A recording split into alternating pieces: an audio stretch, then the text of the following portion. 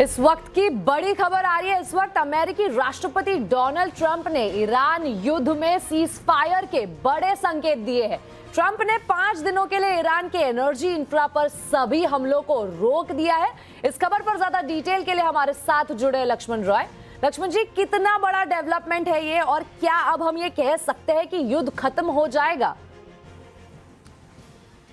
देखिए, इस बात के बहुत बड़े संकेत हैं। जब भी युद्ध खत्म किया जाता है तो इसी तरह से चरणों में ऐलान किया जाता है।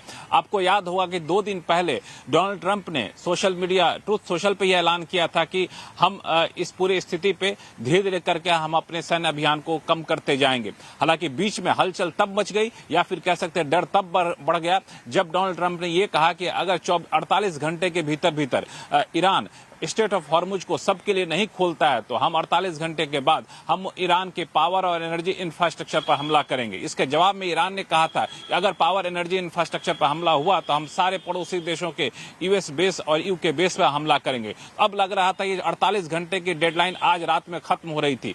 अगर ये डेडलाइन खत्म हो जाती, अल्टीमेटम जस का तस बना रहता, तो आज के बाद क्या होता कुछ कहना बहुत मुश्किल था, बहुत भयावह तस्वीर निकल कर आती। लेकिन इस बीच डोनाल्ड ट्रंप का ट्रूथ सोशल पे ये बयान कि हम और ईरान यानी यूएस और ईरान ने पिछले 2 दिनों में बातचीत की है और बातचीत काफी सकारात्मक रही। बातचीत में ईरान का टोन काफी ज्यादा सकारात्मक रहा और हम किसी नतीजे में पहुंच सकते हैं। इसलिए अगले 5 दिन तक ईरान पर कोई हमला नहीं किया जाएगा। ईरान के पावर एनर्जी इंफ्रास्ट्रक्चर पर कोई हमला नहीं किया जाएगा। अब इसका 2 मतलब है। एक, क्या ये सिर्फ पावर और एनर्जी इंफ्रास्ट्रक्चर पर हमले को 5 दिन के लिए रोका गया है या फिर सभी हमले को रोका गया है? इसका विश्लेषण करेंगे अगर हमारे साथ कोई गेस्ट जुड़ेंगे, विश्लेषक जुड़ेंगे तो, क्योंकि उन्होंने जो वर्ड का इस्तेमाल किया है उसमें साफ तौर से कहा कि डिपार्टमेंट ऑफ वॉर को उन्होंने कहा है कि अगले 5 दिन के लिए any and all military strikes against Iran power and plant energy infrastructure.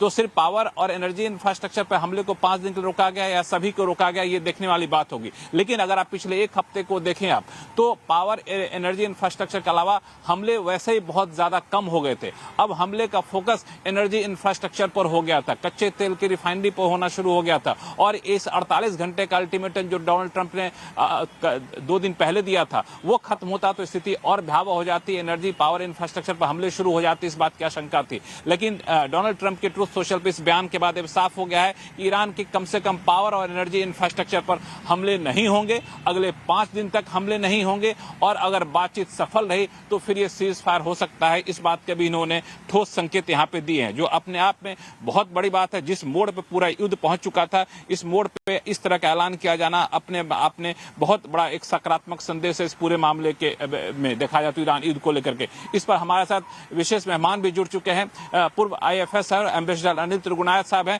Ambassador Trigunayat साहब, डोनाल्ड ट्रंप के इस बयान को कैसे आप देख रहे हैं? देखिए, दोनों ही साइड्स जो हैं वो एक ऑफ रैंप ढूंढ रही हैं कि किसी तरह से कम किया जाए, और दोनों ने ही मैक्सिमलिस्ट पोजीशन अख्तियार कर रखी है, जिसको कहते हैं एस्केलेशन डोमिनेंस।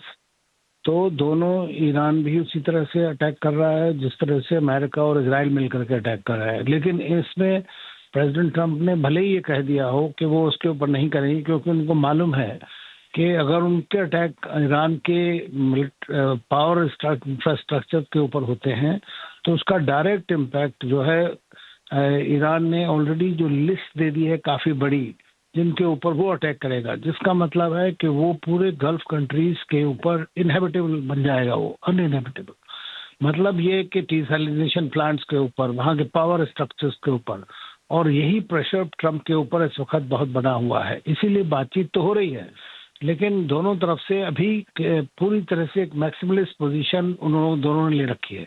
तीसरा चीज यह है कि इसमें सबसे बड़ा जोकर जो है, जिसको कहते हैं थ्रुप का एक, वो एक तरह से है इजराइल। तो उसका तो तरफ से कोई इस तरह का वो नहीं आया अभी तक। तो इजराइल उसको वॉर को कंटिन्यू करने के लिए हो सकता है अटैक कर दे, तो आप उसके बारे में फिर ईरान जो है उसका फिर बदला लेगा। तो इसलिए अभी जिसको कहते हैं ना, keep your fingers crossed and hope for the best. बिल्कुल बेहतर नतीजे की उम्मीद हम लोग करेंगे, लेकिन 2-3 चीजें मैं आपसे पूछना चाहूंगा। इन्होंने जो बात कही कि पिछले 2 दिनों में बातचीत हुई है, ये अपने आप में बड़ी बात कही जाए, क्योंकि ऐसा अब तक कोई संकेत नहीं था कि यूएस और ईरान के बीच में बातचीत भी हो रही है। इनका ट्रंप का बयान यह है कि बातचीत हुई है और बातचीत काफी सकारात्मक हुई, टोन काफी सकारात्मक था। तो ये कम से कम माना कि बातचीत के रास्ते पे तो आए कम से कम दोनों। देखिए लक्ष्मण जी, बातचीत ऐसी चीज है, आपने देखा है कि 2 बार सेम प्लेबैक हुई है। जून में बातचीत हो रही थी, 6 का राउंड तक पहुंच गई थी, उसके बाद अटैक किया इजराइल ने। उसके बाद अब इस बार 2 बार हो गया, पूरा एग्रीमेंट तैयार हो गया था सब कुछ, जैसा कि ओमान के मिनिस्टर ने भी लिखा भी है और बताया भी है। और उस सब के बाद फिर से अटैक हुआ ईरान के ऊपर में। तीसरी बार ईरान आप एक बार बेवकूफ बनेंगे, 2 बार बेवकूफ बनेंगे कि बार बार बेवकूफ बनते रहेंगे, ये बात है सबसे बड़ी। तो इसलिए मुझे नहीं लगता कि ईरान पूरी तरह से चाहता जरूर है लड़ाई, लेकिन वो चाहता है सिक्योरिटी की। तो आपको पता ही है कि 3 कंडीशन उन्होंने जो दी हुई हैं पूरी तरह से शुरू से, और काफी दिन हो गए उस बात को, जो उनकी 3 मेजर कंडीशंस हैं उसके ऊपर डिस्कशन हो रहा है। और अमेरिका की 6 अदर कंडीशंस हैं, उन 6 में से 3-4 कंडीशंस तो ऑलरेडी डिस्कशन में चली रही थी जब वो बातचीत चल रही थी। तो होपफुली अब किसी ना किसी सोल्यूशन पे बात आ जाएगी और किस तरह से रुकेगा। दूसरी चीज हमें एक और भी ध्यान रखने की बात है कि जो इस वक्त की ईरान के अंदर कोई सेंट्रलाइज्ड गवर्नेंस नहीं है।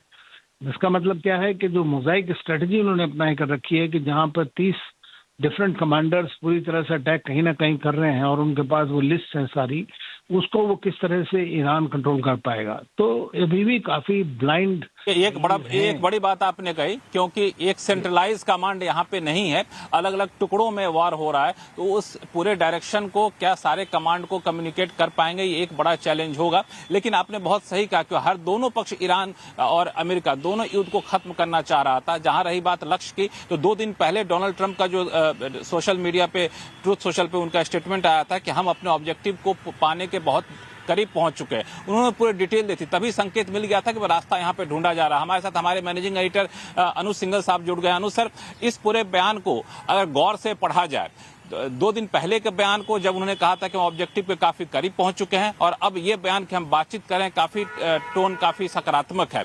अब माना जाए कि सीज फायर की घोषणा तो नहीं हुई है, लेकिन घोषणा के करीब पहुंच चुके हैं। देखिए लक्ष्मण जी, इशू क्या है कि डोनाल्ड ट्रंप के दिमाग में क्या चल रहा है वो सिर्फ डोनाल्ड ट्रंप ही जानते हैं। मैंने एक बात हंसी मजाक में कही थी कि या तो डोनाल्ड ट्रंप के ट्रेडिंग अकाउंट का पासवर्ड मिल जाए तो पता चल जाए कि वो अगला क्या करने वाले हैं। लेकिन दूसरी चीज एक और बहुत क्लियर है कि डोनाल्ड ट्रंप जैसे इंसान, जैसा होता है ना कि एक जब तक उन्हें ये ना लगे कि बस मुझे जो चाहिए था वो मुझे मिल गया, तब तक वो रुकते नहीं है। कहीं ना कहीं मुझे लग रहा है कि ये साबित करना चाहते हैं वो कि मैंने जो 48 आवर का अल्टीमेटम दिया वो काम कर गया है। और ये अब देखिए, ईरान की तरफ से कोई ऑफिशियल स्टेटमेंट्स तो बहुत ज्यादा आ नहीं रही है आजकल, तो कहीं ना कहीं उस चीज पर उन्होंने काम किया। लेकिन एक चीज जो बहुत क्लियर है कि यूएस में भी कहीं ना कहीं डोनाल्ड ट्रंप अलग थलग पड़ रहे थे। आपको याद होगा अभी रिसेंटली उनके मागा के एक बहुत बड़े जो रिप्रेजेंटेटिव थे, उन्होंने भी कहा था कि मैं अब इसका साथ और नहीं दे सकता। तो कहीं ना कहीं उनकी खुद की मार्केट अगर आप देखें, वहां की बॉन्ड मार्केट देखें, वहां पर अगर आप देखें यूएस में क्या हो रहा था कि जो इन्फ्लेशन का रिस्क था वो वापस आ रहा था, रेट हाइक की पॉसिबिलिटी बन गई थी, रेट कट तो आप भूल ही जाइए। तो कहीं ना कहीं हम उस स्टेज में पहुंच गए थे जहां पर ये जो वॉर है ये उन्हें नेगेटिवली इम्पैक्ट कर रही थी। और आई थिंक कहीं ना कहीं उन्होंने फेस सेविंग एक मैकेनिज्म ढूंढा है, जिसमें उन्होंने कहा है कि हाँ ठीक है, मैंने अल्टीमेटम दिया और उसके बाद हमारी बात हुई और अब हम सीज फायर की तरफ बढ़ रहे हैं। देखिए अभी एक लॉजिकल असम्पशन तो यही माननी होगी आपको कि ये वाकई में अब 5 दिन की जो बात है, होपफुली उसके बीच में शायद एक अनाउंसमेंट भी आ जाए कि ये वॉर ऑफिशियली खत्म हो गई है। अगर ऐसा हो गया तो बहुत बड़ा पॉजिटिव होगा। और अगर ऐसा हुआ तो जो मार्केट ने जितनी गिरावट देखी वो पूरी की पूरी एटलीस्ट कम से कम और कुछ नहीं तो 24,500 24,800 तक तो हम वापस जा सकेंगे। लेकिन अभी उनकी इस बात पर हम बिल्कुल कितना भरोसा करें और ईरान क्या करेगा, आई थिंक ये बहुत बड़े फैक्टर्स हैं। लेकिन अभी आज तो मेरे ख्याल से थोड़ा सा सेलिब्रेशन का दिन बनता है कि कहीं ना कहीं एक लॉजिकल बात आगे बढ़ी है। बिल्कुल, मैं यही सवाल आपसे पूछना चाह रहा था कि जिस तरीके से बाजार गिर रहा था, मैं आपकी कमेंट्री भी सुन रहा था, हमारे दर्शक भी सुन रहे थे, तो जो बॉटम बनता जा रहा था वो सिर्फ और सिर्फ एक ही फैक्टर था, वो था कि डर है और कोई नहीं है। इतना गिरने के पीछे और कोई दूसरी वजह नहीं थी। अब वो डर खत्म हो रहा है ऐसे समय में जब 48 घंटे का अल्टीमेटम देकर के बाजार को ट्रंप ने और डरा दिया था, जिसका नतीजा आज हमने देखा था। वो अल्टीमेटम वाला खतरा टल गया है, अब बातचीत के लेवल पे आ गई है, तो बाजार को एक बड़ा पॉजिटिव सेंटीमेंट मिलेगा। आपने कहा भी कि बाजार यहां से उठेगा, लेकिन थोड़ा सा स्पेसिफिक सवाल आपसे पूछूं, कल जब बाजार खुलेगा तो कल आप क्या देखना चाहेंगे?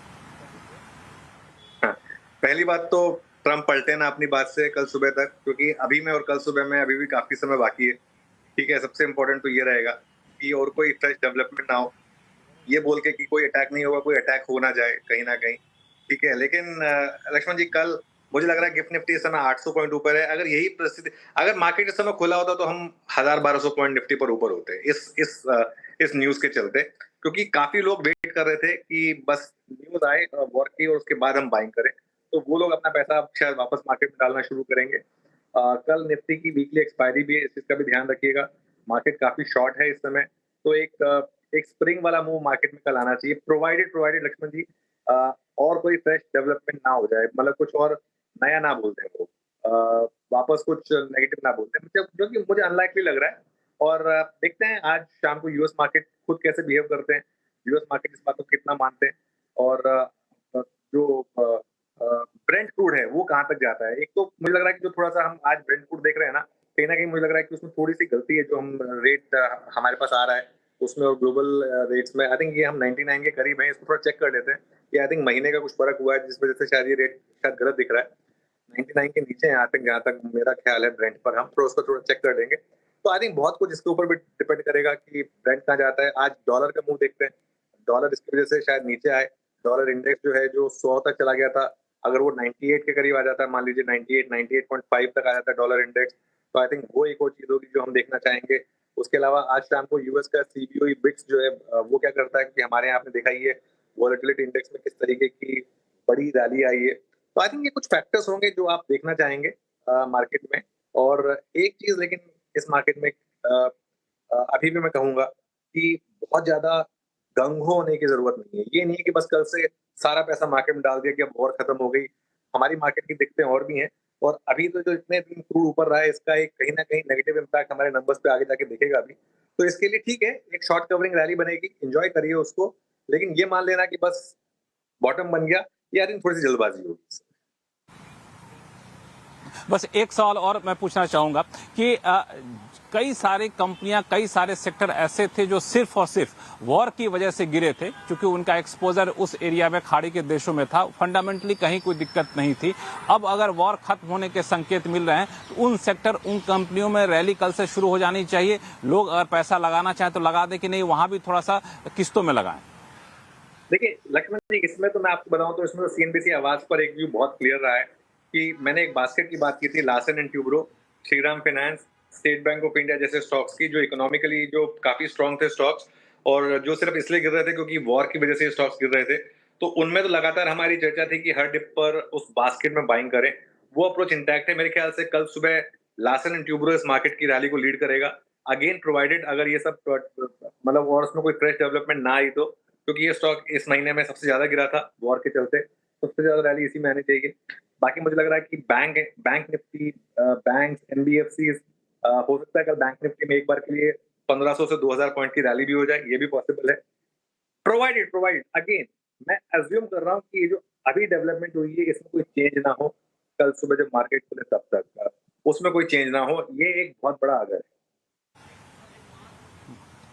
जी बिल्कुल, दरअसल अभी से लेके सुबह जब बाजार खुलेगा, भारतीय बाजार खुलेगा, तब तक कई सारे डेवलपमेंट होने हैं। वैसे भी क्रूड की प्राइसेस, गिफ्ट निफ्टी कहाँ जाता है, इंटरनेशनल मार्केट कहाँ जाते हैं, और कहीं ट्रंप साहब दोबारा से कोई मूड उनका फिर गया, कुछ और ना कह दे, इजरायल कुछ ना कह दे, ईरान क्या कहता है, बहुत सारे फैक्टर है। इसलिए कल सुबह जब बाजार खुलने की तैयारी में होगा तो उस समय सुबह सुबह अनु सिंघल सर की कमेंट्री सुनिएगा, आपको परफेक्ट राय मिलेगी कि कैसे बाजार में आगे आपको बढ़ना है। अनु सर, आपका बहुत बहुत धन्यवाद हमारे साथ जुड़ने के लिए। वापस चलते हैं स्टूडियो।